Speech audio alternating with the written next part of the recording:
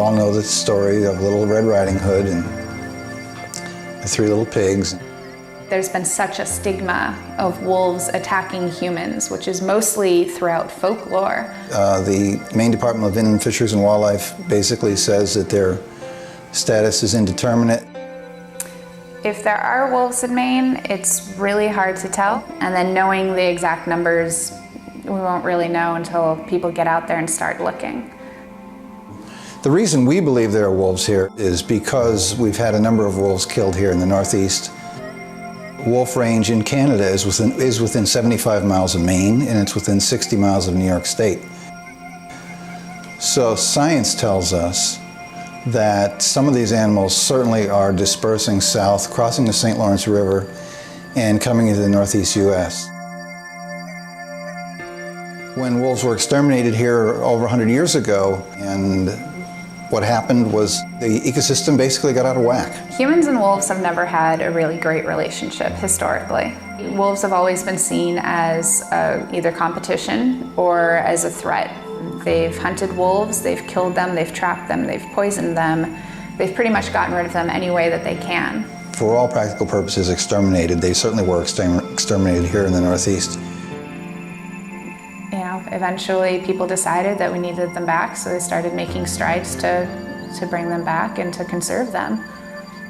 Since the 1970s and since the Endangered Species Act was written, wolves began to get protection. And as a result of that protection, wolf population in the Great Lakes region grew and expanded. Wolves came down naturally from Canada into Montana and started to repopulate Montana naturally without reintroduction. Wolves are important to the Northeast for a number of reasons. When you have wolves in an ecosystem, everything else is affected by them. You know, songbirds, amphibians, brook trout, the trees, the entire landscape is altered in a positive way because of wolves. The role of the wolf in nature is as a predator.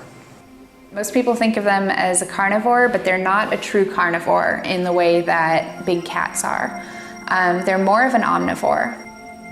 Here in the Northeast, wolves would eat primarily moose, white-tailed deer, and beaver. They're not too picky, essentially, is what it comes down to. There's an awful lot to admire about the wolf, and it's just a pretty special animal. Incredible.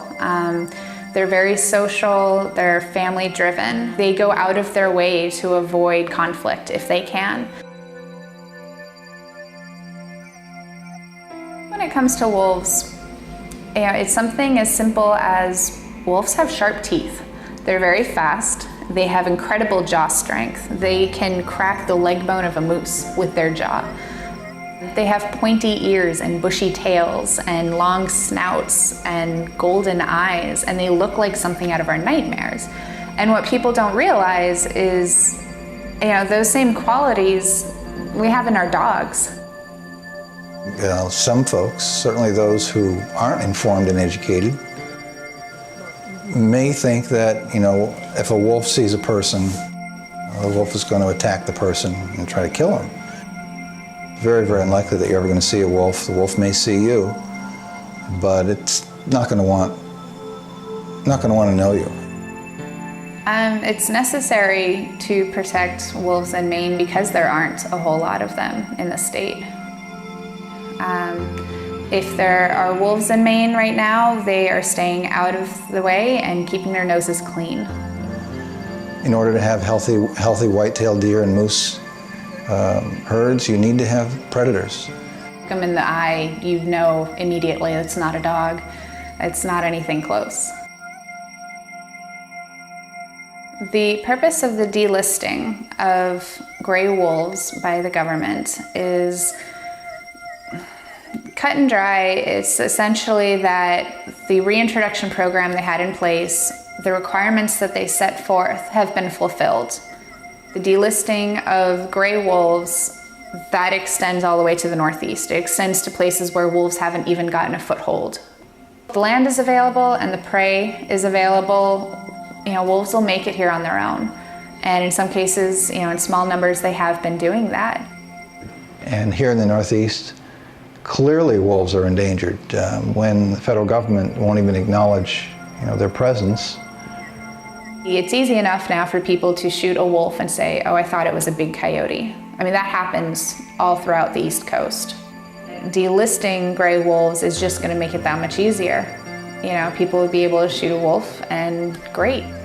There's no consequences, essentially. It's going to make it that much harder for wolves to get a foothold and even bounce back, to minimal numbers. There should be enough room for them in Maine and in the Northeast. And if they are not able to make a comeback, then really it has more to do with us and our level of tolerance than it has to do with them. I've got a baby girl. I want her to be able to know that there are wolves in this world, that she can go outside and howl, and there's the chance of something howling back.